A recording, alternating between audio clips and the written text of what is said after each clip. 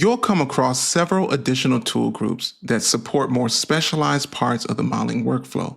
These groups focus on refining surfaces, sculpting forms, managing multiple objects, and handling essential utility functions that keeps your scene organized and efficient.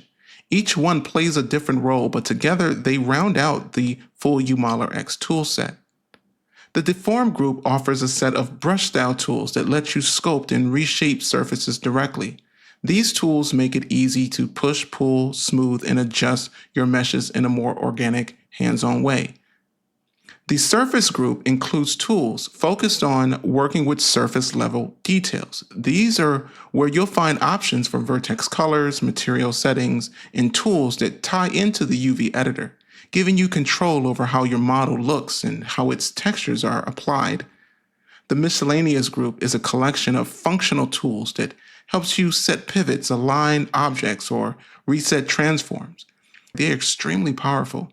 The pivot tool alone are some of the most frequently used and can save a huge amount of time. And the multiple objects group includes tools that work when you have more than one UModelerX object selected. These tools let you perform actions across several objects at once, making it easier to manage and edit multiple pieces of your scene together. Once you're familiar with how these groups fit into your workflow, you'll find that they open the door to faster, cleaner, and more flexible modeling. They're at the finishing layer of the toolset, small on the surface, but incredibly impactful once you start using them.